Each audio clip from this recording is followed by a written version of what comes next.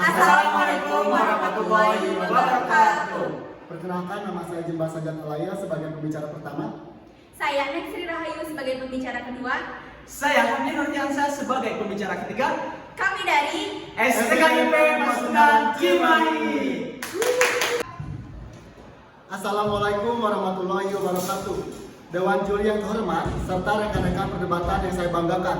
Perkenalkan, nama saya Jembar Sajat Alaya dari STKIP Pasundan Cimahi. Saya di sini selaku pembicara pertama, yaitu saya mengambil posisi pro, yang dimana saya setuju dengan mosi perdebatan kali ini, yaitu pasal penghinaan lembaga negara dalam rancangan KUHP sebagai alat pembunuh kebebasan berpendapat. Sebelum saya menjelaskan lebih lanjut mengenai argumentasi saya akan menjelaskan terlebih dahulu apa itu mengenai penghinaan dan juga kebebasan berpendapat.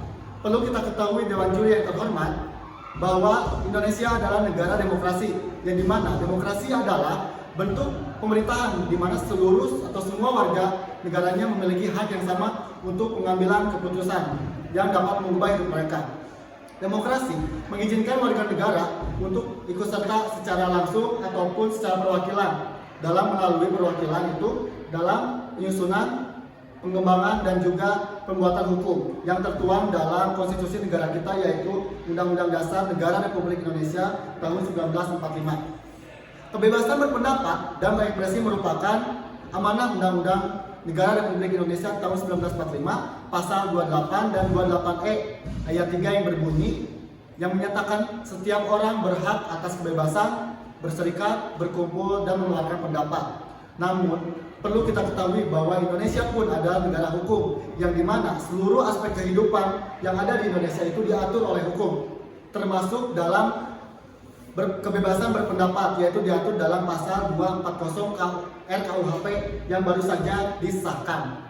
Rancangan aturan itu menyebutkan bahwa setiap orang di muka umum yang melakukan penghinaan terhadap pemerintahan yang sah dan berakibat kerusuhan yang diancam hukumannya adalah 3 tahun penjara dan denda kategori 4. Inilah Dewan Juri yang terhormat yang menjadi dasar hukum mengapa kita sebagai warga negara harus lebih hati-hati dalam memberikan kritikan kepada lembaga negara.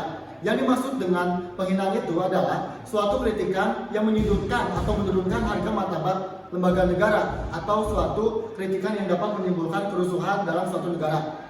Maka dari itu, masyarakat dan juga pemerintah meminta masyarakat untuk lebih melihat dan mempelajari Undang-Undang Negara Republik Indonesia tahun 1945 pasal 20 ayat 3 yang berbunyi setiap orang berhak atas kebebasan berserikat, berkumpul dan juga mengeluarkan pendapat yang tadi saya telah jelaskan sebelumnya. Yang dimana hal ini bertujuan agar masyarakat tidak terkena saat melakukan kritikan atau penyampaian kritik terhadap pemerintah negara Republik Indonesia yang menjadi pernyataan, yaitu bagaimana, maksud saya yang menjadi pertanyaan, bagaimana sih caranya agar kita melakukan kritikan terhadap pemerintah tanpa adanya pelanggaran terhadap aturan atau Undang-Undang Dasar Negara Republik Indonesia 1945, yaitu kemudian dijelaskan dalam pasal 28J yang berbunyi dalam menjalankan hak dan kebebasannya setiap orang wajib tunduk kepada pembatasan yang ditetapkan dengan undang-undang dengan maksud untuk menjamin penghormatan atas hak dan kebebasan berpendapat mengenai lembaga negara. Dari situ kita dapat mengkaitkan bahwa sebagai negara demokrasi kita juga tidak menyampingkan bahwa kita juga harus dapat mengikuti aturan-aturan dalam mengkritik ataupun memberikan masukan terhadap lembaga negara Indonesia. Dan di sini mengapa sih kebebasan berpendapat dan berekspresi penting dilindungi? Yang pertama itu adalah salah satu tujuan dari negara demokrasi adalah membentuk situasi perlindungan dan juga penegakan hak asasi manusia. Hal ini tercermin dalam Deklarasi Universal HAM pasal 21 ayat 3, yang dimana kehendak rakyat harus menjadi dasar kekuasaan pemerintahan. Kehendak ini harus dinyatakan dalam pemilihan umum yang dilaksanakan secara berkala dan murni, dengan hak pilih yang bersifat umum dan sederajat, dengan pemungutan suara secara rahasia ataupun dengan prosedur lain yang menjamin kebebasan memberikan suara. Kebebasan berpendapat dan berekspresi merupakan salah satu aspek penting demokrasi. Negara yang demokratis mencerminkan dari adanya perlindungan terhadap kebebasan berkumpul, mengemukakan pendapat dan diskusi terbuka. Tapi dengan itu kita juga jangan melupakan bahwa kita negara demokrasi atau negara hukum, yang dimana diatur dalam Undang-Undang Dasar 1945 pasal 28 ayat J. Maka dari situ saya tetap berteguh dalam pendirian saya bahwa saya setuju dengan adanya mosi perdebatan kali ini. Sekian dan terima kasih.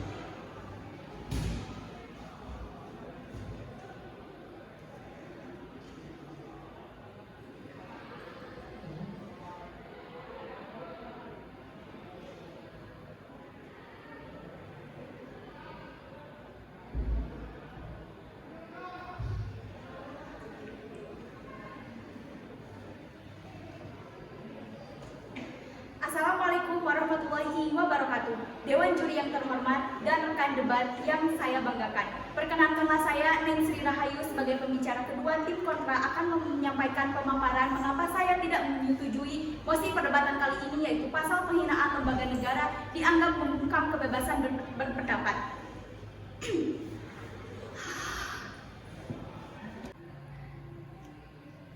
Assalamualaikum warahmatullahi wabarakatuh. Dewan juri yang terhormat dan rekan debat yang saya banggakan. Perkenankanlah saya Neng Sri Rahayu sebagai pembicara kedua tim kontra akan memaparkan penjelasan mengapa saya tidak setuju dengan mosi perdebatan kali ini, yakni penghinaan lembaga negara dianggap membungkam kebebasan berpendapat.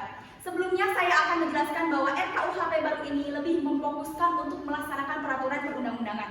Sudah dipastikan bahwa pasal penghinaan presiden dan wakil presiden di RKUHP ini bukan untuk membatasi kritik, melainkan karena setiap orang mempunyai hak hukum untuk melindungi harkat dan martabatnya. Pasal ini juga sebagai penegas batas yang harus dijaga sebagai masyarakat Indonesia yang beradab.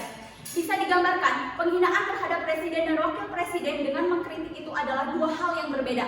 Konsep penghinaan di sini adalah sebagai penegas atau penekanan bahwa masyarakat Indonesia itu mempunyai kebebasan pendapat, tetapi mempunyai batasan-batasan yang perlu kita ketahui. Pasal penghinaan presiden dan wakil presiden ini tidak lain dan tidak bukan untuk menciptakan tatanan masyarakat Indonesia yang mempunyai kebebasan berpendapat, namun juga tetap menjadi manusia yang beretika dan beradab. Dari sini sudah dipastikan bahwa pasal penghinaan presiden dan wakil presiden tidak sama sekali berniat membatasi kritik. Sedangkan peraturan perundang-undangan untuk membahas tentang ruang lingkup kritik tersebut sudah diatur dalam undang-undangnya tersendiri. Maka dalam menyikapi hal ini, saya tidak setuju dengan mosi perdebatan kali ini, yakni pasal penghinaan presiden dan wakil presiden dianggap membungkam kebebasan untuk berpendapat. Dan menurut pendapat saya, pasal ini wajib diadakan karena banyak sekali terjadi di masyarakat di tengah kebebasan berekspresi yang dijamin oleh hak asasi manusia justru malah kebablasan hingga kehormatan harkat dan martabat presiden jatuh begitu saja. Pada tahun 2019, Sri Rahayu ditangkap karena mengunggah postingan yang menghina ras Cina dan menghina Jokowi sebagai presiden yang tidak becus. Dari sini bisa dilihat adanya kebablasan dalam berkritik. Selain itu, dilihat secara konsep pun di dalam rancangan Kitab Undang-Undang Hukum Pidana tahun 2019, pasal ini hanya menjadi delik aduan, yang dimana dalam Kamus Besar Bahasa Indonesia, delik aduan diartikan sebagai perihal atau perkara yang diadukan. Jika ditinjau secara hukum atau dalam pemrosesan, suatu perkara delik aduan berarti delik yang hanya diproses apabila ada pengaduan dari korban tersebut. Yang mana ini bisa menjadi bahan pertimbangan bahwa pasal penghinaan presiden sama sekali tidak mematikan kebebasan berkritik. Hal lain yang bisa menjadi pertimbangan mengapa perlindungan khusus terkait kehormatan markat dan martabat presiden dan wakil presiden di Indonesia menjadi hal yang patut untuk diperhatikan. Karena melihat dari sistem presidensial yang berlaku dan 4 fungsi utama presiden berlandaskan Undang-Undang Dasar Negara Republik Indonesia tahun 1945, yang dimana presiden dan wakil presiden adalah lembaga negara, presiden dan wakil presiden adalah kepala pemerintahan, presiden dan wakil presiden adalah panglima angkatan darat, laut dan udara, presiden dan wakil presiden adalah kepala diplomat. Seperti pemaparan yang sudah saya jelaskan tadi, bahwa penting sekali diatur tentang kehormatan, harkat, martabat seorang presiden dan wakil presiden, sehingga pasal-pasal yang berkaitan dengan penghinaan terhadap presiden dan wakil presiden Presiden dalam RKUHP sama sekali tidak bertentangan dengan putusan Mahkamah Konstitusi nomor 13 tahun 2006. Maka pasal ini tidak perlu dicabut pengaturannya di dalam RKUHP dan harus tetap dipertahankan karena secara umum aturan ini memang diperlukan dalam hukum yang akan datang atau ius constituendum sebagai solusi untuk menghadapi perbuatan atau peristiwa hukum dalam masyarakat dan teknologi. Maka saya berada dalam pendirian saya bahwa saya tetap tidak setuju dengan mosi perdebatan kali ini, yakni pasal penghinaan lembaga negara dianggap sebagai untuk membungkam kebebasan berpendapat. Terima kasih.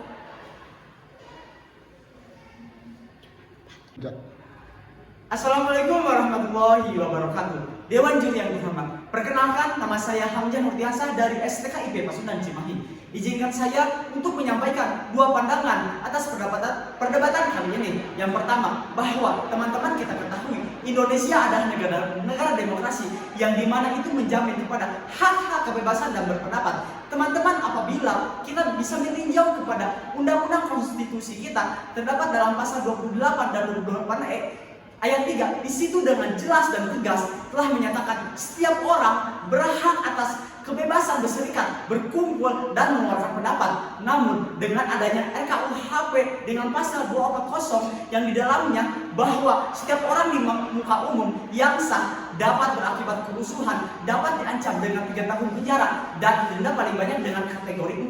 Dengan adanya pasal 240 RKUHP ini, masyarakat untuk lebih melihat dan mempelajari Undang-Undang Dasar Negara Republik Indonesia tahun 1945 pasal 28E ayat 3 yang berbunyi setiap orang berhak atas kebebasan berserikat, berkumpul, dan mengeluarkan pendapat.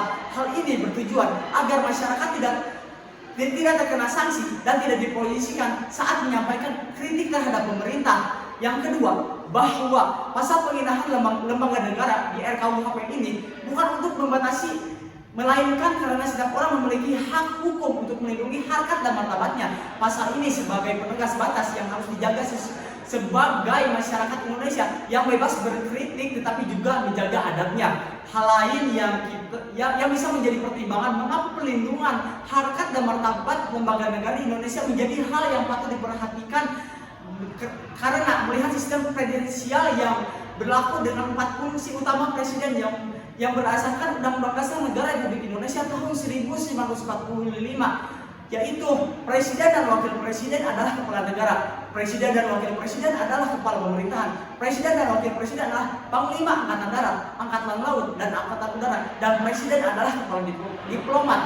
Seperti pemaparan yang sudah dijelaskan, maka penting sekali untuk diatur tentang kehormatan harkat dan martabat presiden dan wakil presiden, sehingga pasal-pasal yang berkaitan tentang penghinaan terhadap presiden dan wakil presiden dalam RKUHP ini sama sekali tidak bertentangan dengan keputusan Mahkamah Konstitusi nomor 13 tahun 2006. Maka pasal penghinaan ini tidak perlu dicabut di dalam RKUHP dan harus tetap ada dan harus tetap dipertahankan karena secara umum aturan itu memang diperlukan dalam hukum yang akan datang atau ius constituendum sebagai solusi untuk menghadapi perbuatan atau peristiwa hukum dalam masyarakat atau teknologi.